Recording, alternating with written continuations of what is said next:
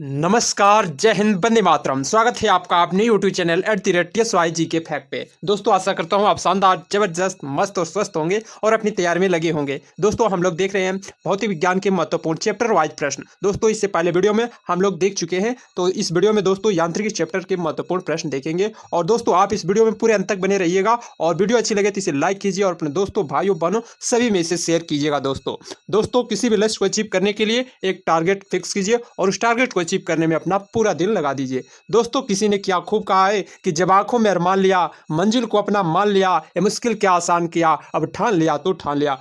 अब ठान लिया है दोस्तों, तो अब करके ही छोड़ेंगे, उसे लेकर ही छोड़ेंगे। दोस्तों, जब तक तोड़ेंगे नहीं तब तक छोड़ेंगे नहीं। ऐसे जोश और जुनून होना चाहिए दोस्तों अपने लक्ष्य को अचीव करने में। चलिए दोस्तों, बिना देरी के स्टार्ट करते हैं आगे के महत्वपूर्ण प्रश्न। क्वेश्चन नंबर 20 है दोस्तों कि त्वरण की परिवर्तन की दर के बराबर होता है। दोस्तों, किसके परिवर्तन की दर के बराबर होता है? क्वेश्चन नंबर 20 का आंसर क्या होगा दोस्तों? तो त्वरण वेग परिवर्तन की दर दोस्तों त्वरण कहलाता है। ऑप्शन सी इसका करेक्ट आंसर होगा। अगला क्वेश्चन है कि सीधी सड़क पर चल रही एक कार गति का उदाहरण है। किस गति का उदाहरण है? सीधी सड़क पर चल रही कार किस गति का उदाहरण है? ऑप्शन ए है दोस्तों आवधिक का, वक्री का, और ऑप्शन सी है सरल रेखी, और ऑप्शन डी है यादृच्छिका का। कौन सा ऑप्शन सही होगा दोस्तों? क्वेश्चन नंबर 21 का आंसर बताइए। तो दोस्तों, सरल रेखीय गति का उदाहरण है। सीधी सड़क पर चल रही कार की गति सरल रेखीय गति का उदाहरण है। ये सारे क्वेश्चन टॉप सिलेक्टिव क्वेश्चन है दोस्तों, किसी न किसी एग्जाम में पूछे गए हैं और आने वाले जितने भी एग्जाम है दोस्तों, UP police, Bihar police, Madhya Pradesh police, UP PCS, RO सभी एग्जाम, रेलवे, एसएससी, बैंक, सारे एग्जामों के लिए ये रामबाण साबित है दोस्तों। तो आप इस वीडियो में अंत तक बने रहिए और सभी क्वेश्चन का आंसर देते चलिए दोस्तों। अगला क्वेश्चन देखते हैं। अगला क्वेश्चन है दोस्तों, निम्नलिखित में से कौन सा गुण एक समान परिपत्र गति के लिए सही नहीं है? कौन सा ऑप्शन सही नहीं है दोस्तों? क्वेश्चन नंबर 22 है दोस्तों, इसका आंसर बताइए। दूरी हमेशा विस्थापन के बराबर होती है। ऑप्शन बी है दोस्तों वेग हमेशा वृत्त की त्रिज्या पर लंबवत होता है, और ऑप्शन सी है शरीर की गति स्थिर रहती है, और ऑप्शन डी है शरीर का वेग लगातार बदलता रहता है। क्वेश्चन नंबर 22 का आंसर क्या होगा दोस्तों? तो दोस्तों, दूरी हमेशा विस्थापन के बराबर होती है। ऑप्शन ए इसका करेक्ट आंसर होगा। अगला क्वेश्चन है दोस्तों 23 है। आप अपने और दो समय के निर्देशों के बीच शामिल वेग समय ग्राफ की वक्रता की सतह तहत क्षेत्र को क्या कहेंगे? क्या कहेंगे दोस्तों? गति कहेंगे, या विस्थापन कहेंगे, या वेग कहेंगे, या त्वरण? क्या कहेंगे? क्वेश्चन नंबर 23 का आंसर क्या होगा? तो दोस्तों, वेग समय ग्राफ की वक्र के तहत क्षेत्र को क्या कहते हैं? विस्थापन कहते हैं। विस्थापन, ऑप्शन बी इसका करेक्ट आंसर होगा। अगला क्वेश्चन है कि चाल, दूरी और समय के बीच कौन सा संबंध है? क्वेश्चन नंबर 24 का आंसर बताइए। ये क्वेश्चन इंपॉर्टेंट है दोस्तों, कई बार पूछा गया है। तो दोस्तों, इसका आंसर कौन सा होगा? 24 का आंसर। तो चाल, दूरी और समय के बीच कौन सा संबंध है दोस्तों? तो दूरी बराबर चाल गुणित समय होगा दोस्तों, डी बराबर वी इंटू टी। अगला क्वेश्चन है, क्वेश्चन नंबर 25 है कि स्थिर गति में दौड़ रही रेलगाड़ी में बैठा यात्री लंबवत ऊपर की दिशा में गेंद फेंकता है, वह गेंद कहाँ गिरेगी? ये इंपॉर्टेंट क्वेश्चन है दोस्तों, कई बार पूछा गया है। तो दोस्तों, स्थिर गति से दौड़ रही रेलगाड़ी में बैठा यात्री लंबवत ऊपर की ओर गेंद की दिशा में वेग फेंक रहा है दोस्तों। गेंद फेंकता है तो वह गेंद कहाँ गिरेगी? यात्री के हाथ में, या यात्री के सामने, यात्री के पीछे, या ऑप्शन डी है वह रेल की गति की दिशा पर निर्भर करती है। कौन सा ऑप्शन सही होगा? क्वेश्चन नंबर 25 का आंसर क्या होगा दोस्तों? तो यात्री के हाथ में गेंद आके गिर जाएगी दोस्तों। अगला क्वेश्चन है कि एक गेंद भूमि से 20 मीटर की ऊंचाई से मुक्त रूप से गिरती है और ठीक जमीन से लगने में उससे पहले उसका वेग क्या होगा?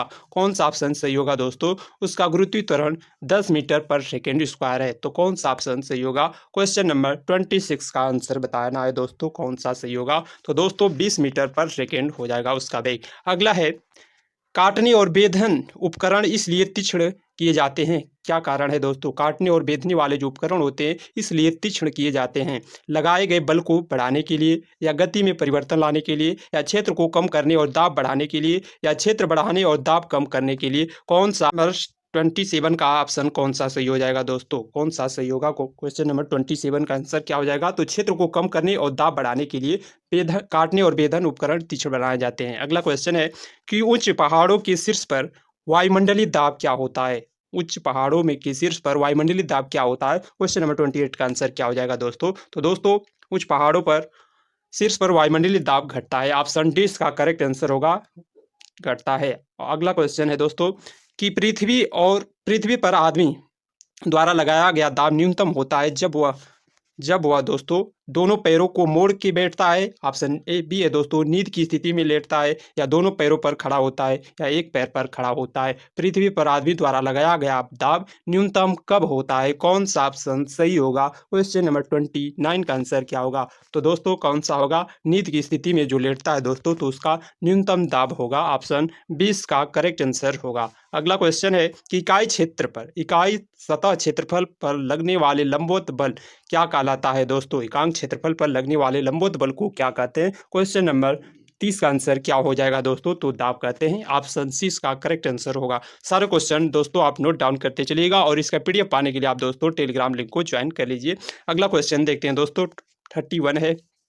यदि वायुमंडलीय दाब पारे की 76 सेमी सामान्य दाब से कम है तो पानी का टेम्परेचर पर क्या तापमान पर उबलेगा? कौन सा टेम्परेचर पर दोस्तों उबलेगा पानी?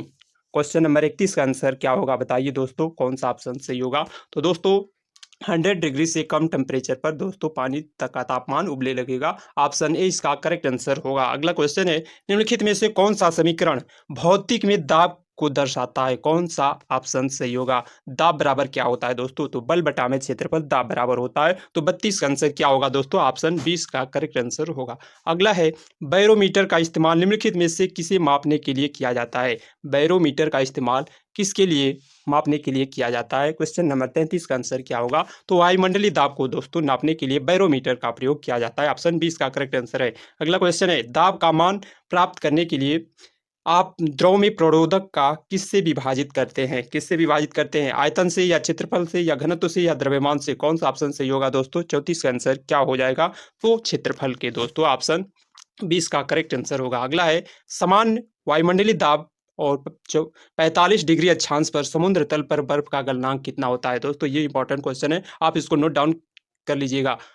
तो दोस्तों 35 का आंसर क्या होगा? 35 का आंसर क्या हो जाएगा दोस्तों? तो 273.16 केल्विन होता है, ऑप्शन 20 का करेक्ट आंसर होगा। अगला है, किस प्रक्रिया से लालटेन या लैंप की बत्ती से तेल ऊपर चढ़ता है? ये भी इंपॉर्टेंट क्वेश्चन है दोस्तों, किस प्रक्रिया के द्वारा लालटेन या लैंप की बत्ती से तेल ऊपर चढ़ता है? तो केसी तत्व के कारण, ऑप्शन 20 का करेक्ट आंसर होगा। 36 का आंसर ऑप्शन 20 का होगा। अगला क्वेश्चन है, एक क्षैतिज धरातल पर रखी एक द्रव की बूंद पर लगने वाला बल क्या होगा? पृष्ठ तनाव के कारण बल लगता है, या गुरुत्व के कारण बल लगता है, या ऑप्शन ए है, ऑप्शन सी है दोस्तों ए और बी दोनों, और ऑप्शन डी है शयान के कारण बल? कौन सा ऑप्शन सही होगा? एक क्षैतिज धरातल पर रखी एक द्रव की बूंद पर लगने वाला बल है, कौन सा है? क्वेश्चन नंबर 37 का आंसर क्या होगा दोस्तों? तो ऑप्शन सी इसका करेक्ट आंसर होगा। पृष्ठ तनाव के कारण बल लगता है और गुरुत्व के कारण भी बल लगता है, ऑप्शन सी इसका करेक्ट आंसर होगा। अगला क्वेश्चन है कि जब एक तरल पदार्थ पर दाब लगाया जाता है तो दाब परिवर्तन बिना किसी नुकसान के द्रव के प्रत्येक भाग में प्रेषित होता है। निम्नलिखित में से कौन सा नियम इस घटना की व्याख्या करता है? कौन सा ऑप्शन सही होगा दोस्तों? हुक का नियम, या बर्नौली का नियम, या अवोगाद्रो का नियम, या पास्कल का नियम? कौन सा ऑप्शन सही होगा? क्वेश्चन नंबर 38 का आंसर क्या होगा दोस्तों? तो पास्कल का नियम, ऑप्शन डी इसका करेक्ट आंसर होगा। अगला क्वेश्चन है कि तैराक को पानी में तैरने के लिए कौन सा बल मदद करता है? कौन सा बल मदद करता है? पेशीय बल, या घर्षण बल, या उत्प्लावन बल, या ऑप्शन डी है चुंबकीय बल? तैराक को पानी में तैरने के लिए कौन सा बल मदद करता है? ये इंपॉर्टेंट क्वेश्चन है दोस्तों। क्वेश्चन नंबर 39 का आंसर बताइए, कौन सा ऑप्शन सही होगा? तो उत्प्लावन बल लगता है, ऑप्शन सी इसका करेक्ट आंसर होगा। अगला क्वेश्चन है, क्वेश्चन नंबर 40 है दोस्तों, कि समतल सतह पर गिराए जाने पर जल की बूंद हमेशा गोल आकार क्यों धारण कर लेती है? कौन सा ऑप्शन सही होगा? गुरुत्व के कारण, या वायुमंडलीय दाब के कारण, ऑप्शन सी है वायु में मौजूद भंवर धारा के कारण, या अणुओं के द्वारा पृष्ठ तनाव के कारण? समतल सतह पर गिराए जाने पर जल की बूंद हमेशा गोल आकार क्यों धारण कर लेता है? इसका आंसर क्या होगा दोस्तों? तो अणुओं के द्वारा पृष्ठ तनाव के कारण, ऑप्शन डी का करेक्ट आंसर होगा। थैंक्स दोस्तों, अगर ये वीडियो अच्छी लगे तो इसे लाइक कीजिए और अपने दोस्तों, भाइयों, बहनों सभी भी इसे शेयर कीजिए दोस्तों, और एक प्यारा सा कमेंट जरूर कीजिए कि आपको ये वीडियो कैसा लगा। दोस्तों इस वीडियो का टारगेट है 50 लाइक का, आप इस टारगेट को पूरा कीजिए। तब तक के लिए मिलते हैं नेक्स्ट वीडियो में। जय हिंद दोस्तों।